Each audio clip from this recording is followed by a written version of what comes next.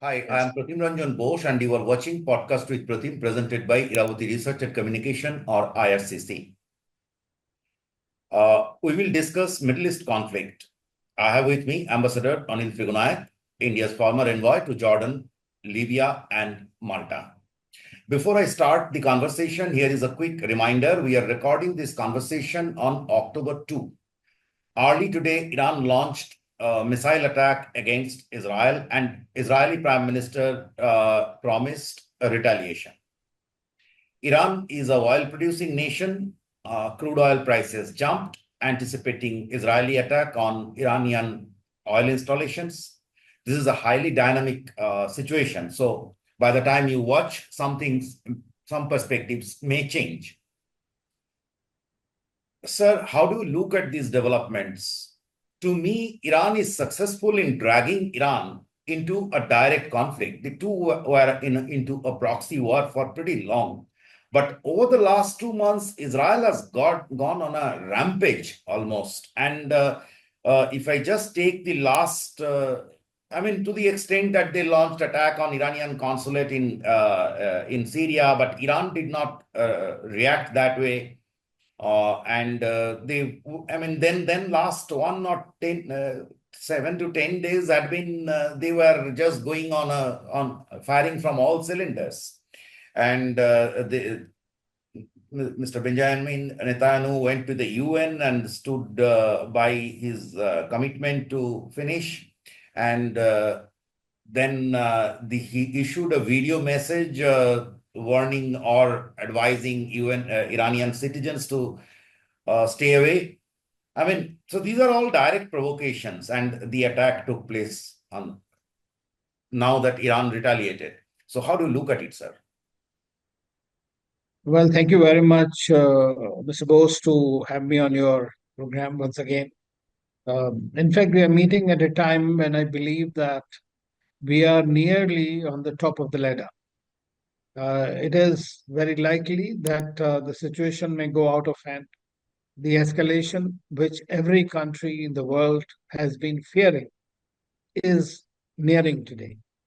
The fact remains that Iran and Israel, at least since 1979, have been at really at each other's throat. They've been wanting to annihilate the other.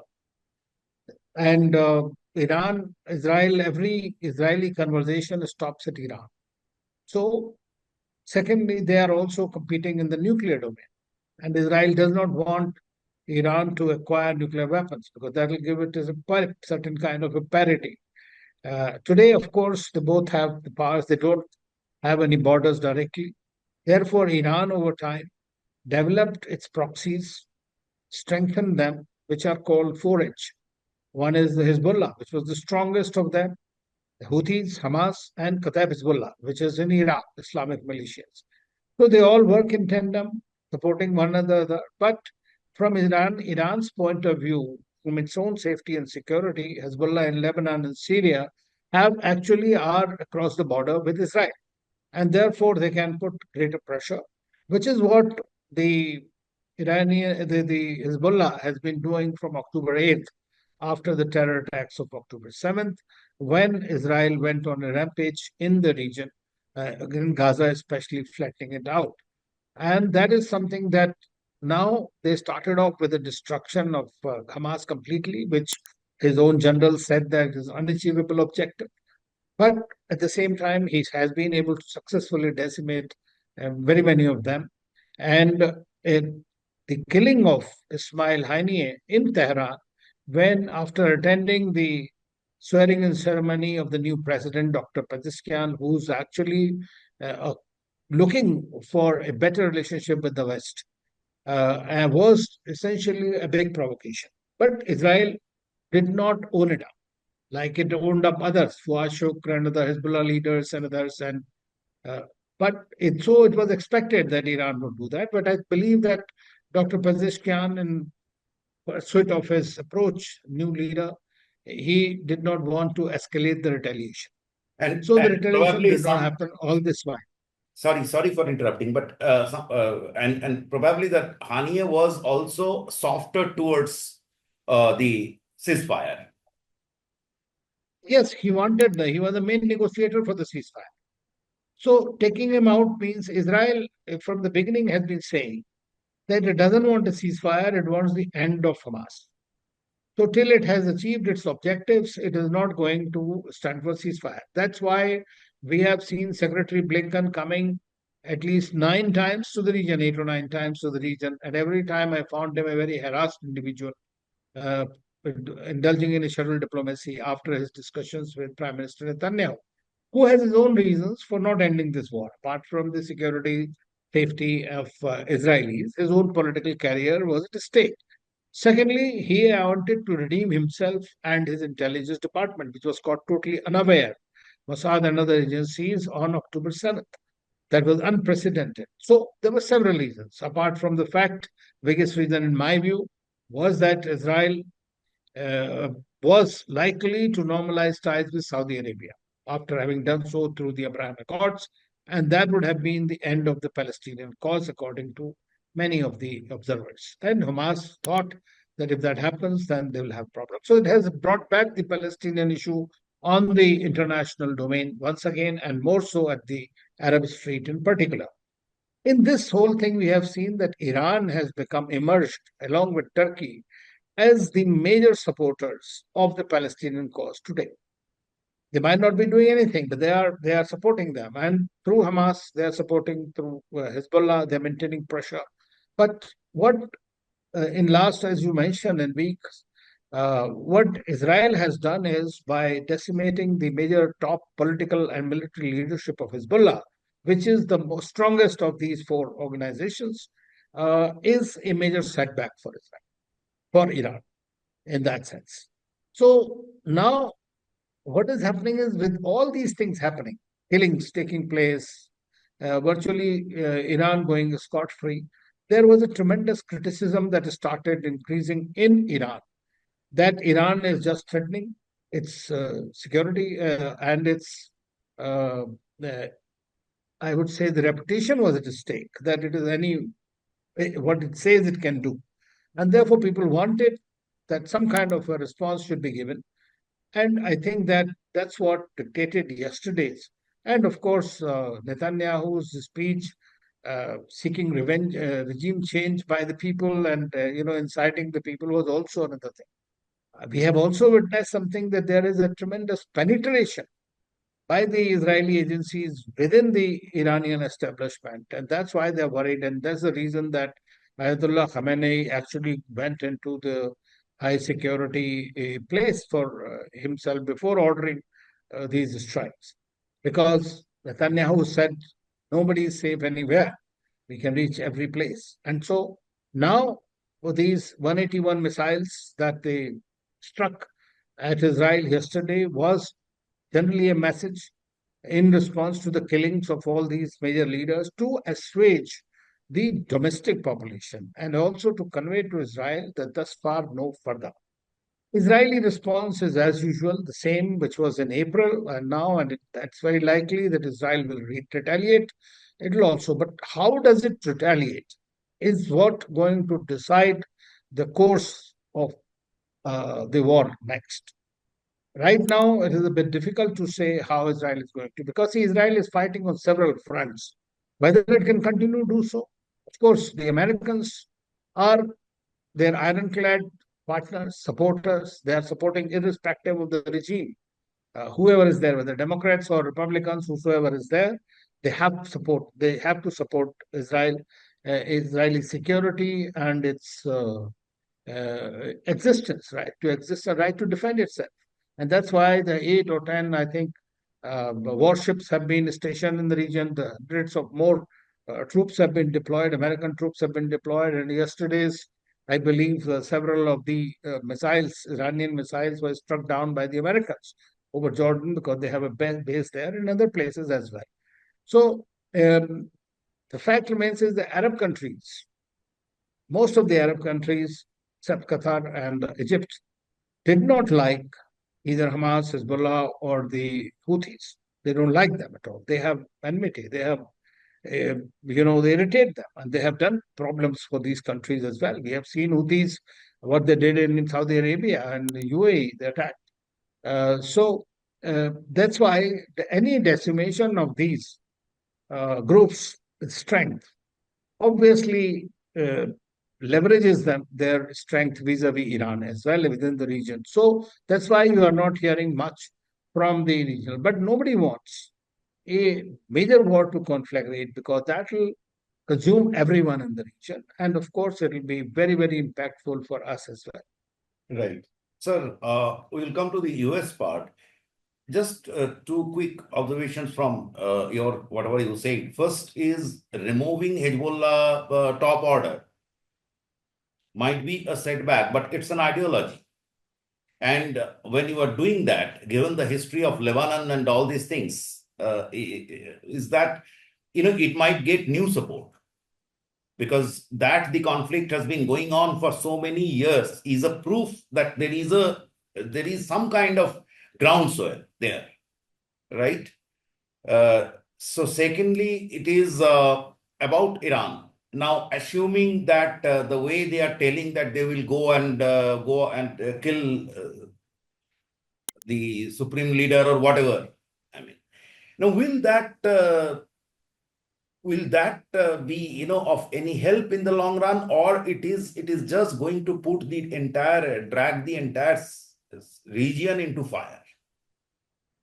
Well, as far as the Already the war Hezbollah, has spread, conflict has spread from, it was initially Israel and Gaza Strait. Now they have bombed Lebanon out. It is spreading to, it went to Syria, it went to Yemen. So it's everywhere. you see, it is what Israel is trying to do, Netanyahu basically is trying to strike at all the proxies of Iran and weaken them so that it thinks that by doing so, it can ensure security for itself. And I don't personally think that it will secure Israel. It will rather be, there will be, as you mentioned, there will be another growth. It's like mushrooming. And you will have new people, and especially the killing of so many people leads to a lot of radicalization and further extremism, and then they will find more recruits in this. So maybe in the interim, they might find some kind of peace, some kind of security. But until and unless the Palestinian issue, which is the core issue in this whole thing, is resolved, we are going to see the repeat of these again and again and again. So that's not going to go anywhere. And that I think nobody is serious at this moment. As far as Iran is concerned, Iran at the moment is not or was not looking for expanding the war. They have said also that we have taken the revenge for the killings of these people, and they have also attacked only the military installations in Israel.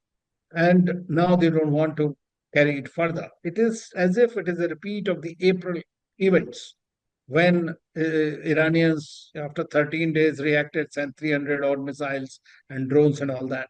Now they have done 200 or so.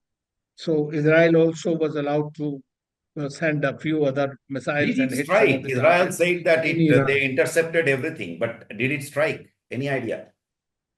The Iranian Iranian missiles, missiles, did it hurt yes, yes, Israel? it has been admitted by the Israelis themselves that some of the missiles hit the targets. You see, as I always say, that no system is foolproof. They have an Iron Dome, but that's not 100% proof. Even the Hamas's projectiles have been able to go through it That myth very is often. broken. That myth is broken. So it is there. Plus, it's under stress. You can imagine. I mean, fighting four fronts at the same time is not an easy thing for any system. So, and they don't have the borders. So it will be only by air or by sea that you will see that the fight taking place between Iran and Israel. Now, USA is very much there, present with its army, navy, everything there. So you will see that they will be trying to protect Israel to the extent possible. Okay.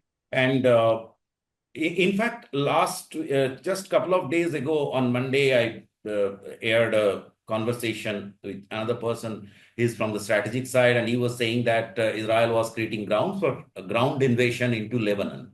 So that was quite a possibility.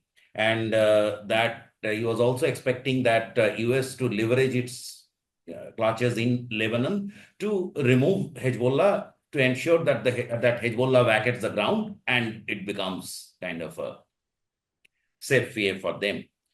Uh, the question is, we can understand that Netanyahu is taking it to a level where things are done at his advantage or Israel's advantage, whatever it is. Yeah. Now, you said that yes, US is constitutionally bound to stand by Israel. That is a fact. But does this war, because war and US election has a very unfortunate link, do you think that this war has something to do with the US election? Yeah, of course. I mean, today U.S. is a distracted. Both President Biden is actually a lame duck president, and Netanyahu would hope for Trump to return because Trump has a blanket sanction for Netanyahu. And Kamala Harris, if she comes, she wants to continue with the policy of the current administration, whereby they would try to bring about some kind of a ceasefire, which is what Biden administration has been trying for too long. Of course, it's been a double speak also very often, and supporting Israel on the one hand and then trying to expect peace on the other. They have not been able to put adequate pressure because of the very strong Jewish lobby in the United States, which funds all the elections. So, of course, these elections have a very direct bearing, which means that uh, knowing too well that the US is bound to support Israel, Netanyahu has taken a calculated risk to enhance uh, the war theaters, expand the war theaters. And that is something that we are looking at today. But let's see how it plays out because if so far, I think that Iran's non response, or as we call it, strategic patience, was being taken as its weakness. So it will depend on what kind of a response now Israel does, how much influence the United States exerts on it to just do a pro forma kind of an attack, not a serious attack on Iran. And if that happens, then we are looking for a longish thing and some kind of a ceasefire happening both on the Gaza front and the Lebanon. Okay. Uh, about this thing, about as you said that it has a bearing. In fact, the way both Biden and Kamala Harris came out supporting, they ended up supporting Netanyahu's action on Hezbollah, right? So is it due to election compulsions?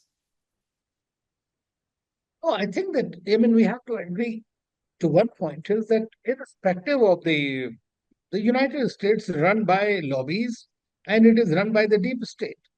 The presidents and the presidents are there, different parties, but at the end of the day, there is a policy, which is a written policy, spoken policy, in which they have repeatedly said that security of Israel is their primary concern. So, period. Now, whatever Israel does, they condone it and they continue to support it. But on the other hand, when we have seen the Biden administration from the very beginning has been urging, I mean, that has been quite clear, maybe half heartedly, but they have been urging him to some kind of a ceasefire. They were part of all the discussions. They are the ones who always talked about. But of course, they have declared Hamas and Hezbollah as a terror groups and Houthis. So therefore, they have to deal with them as a terror group because they are directly done. UN may not have. But this is something that is strategically important for them because if any of these are completely decimated, as they are currently in a little bit of a disarray, that means that Iran's strength and expense decreases.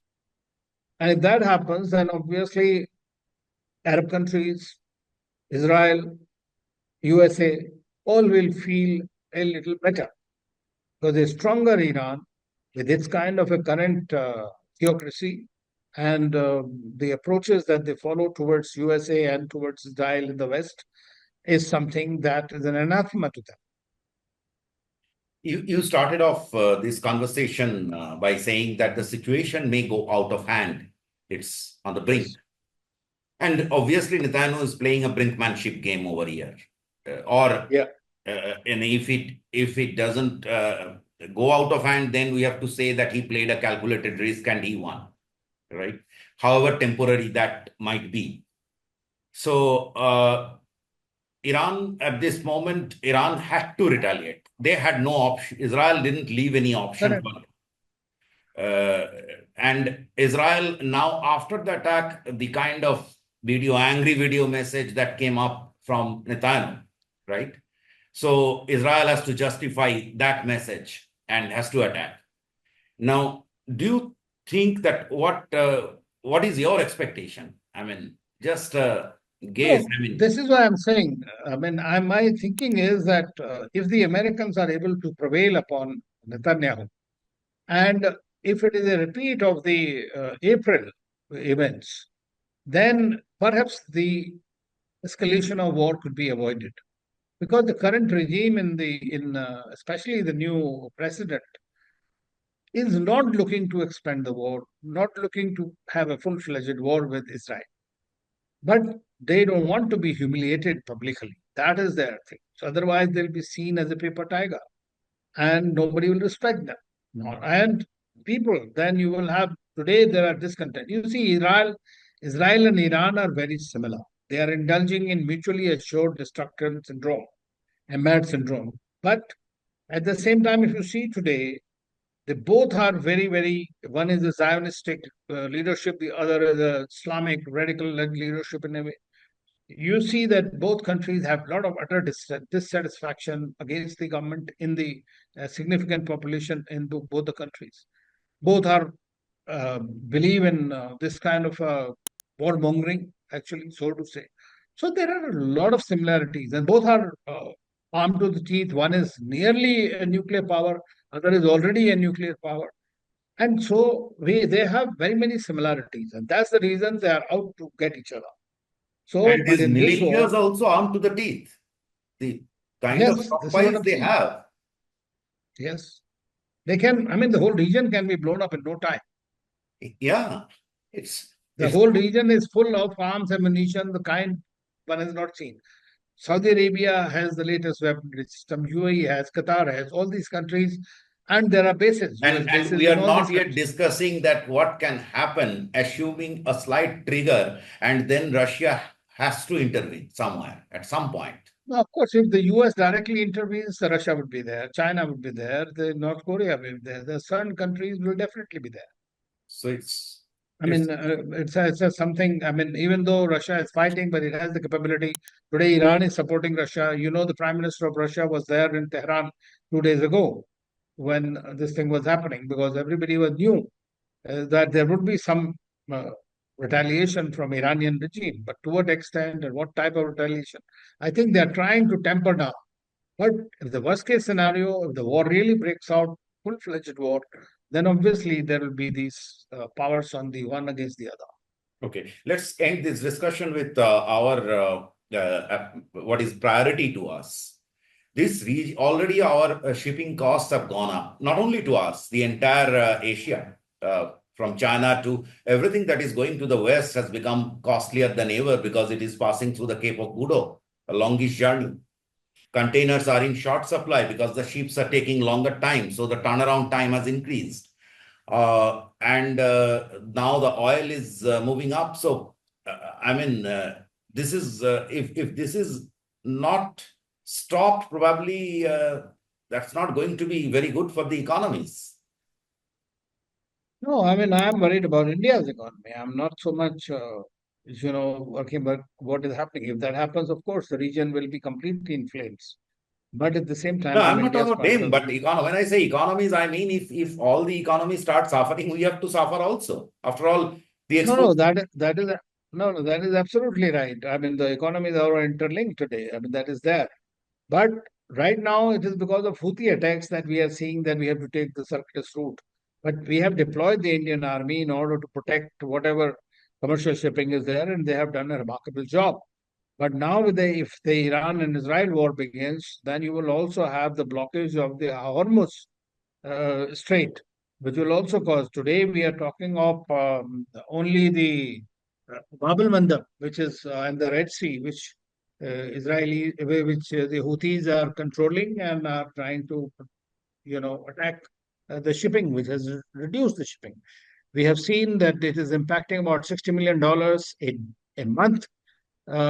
This war, the ongoing skirmishes on the Suez Canal revenue for Egypt, whose economy is such in a very bad shape. So for India, which is importing 70-80% of its oil and gas and other things from the region, they will all be disrupted, which will have a direct impact on our economic growth. Then there are 9 million people. Their safety, security, and welfare is the most important for us. They remit about 50 to 60 billion dollars a year. That is also going to be impacted. These countries, many of the Gulf countries, have committed huge investments in India, many projects there. They will all come to a halt. Already we have seen that IMEC project is on the back burner today. So it is in the interest of the world to see to it that this war does not break out. And war will break. Maybe this time we can find some kind of a ceasefire or do this thing. But the world also has to take note of the fundamental root cause of this problem. The root cause of this problem is actually the Palestinian issue, which has been there for 75 years and not resolved. So if they don't try any stunts to really take any methods to really resolve it, I doubt very much that we can see the peace in the region. There could be again a breakup. We have seen the Israel-Hamas war. There have been 2 years ago, 21, there was a big war. Then 23, again, you have a big war. Now, this war has lasted 1 year that you can imagine. Even the most powerful army in the region has taken 1 year and not even been able to get their hostages released or take full control of the Gaza. They have not been able to do that. So this is a thing that we have to. Russia, for example, has been fighting for 3 years. So look Yeah. up, but not been able And to. these So and this is these not an urban era of the and these small urban wars. warfares in these highly congested area Yes, geographies are very very critical. difficult. Yes, Thank they you are so very thank difficult. you thank you so much. Thank you. Thank you. Pleasure.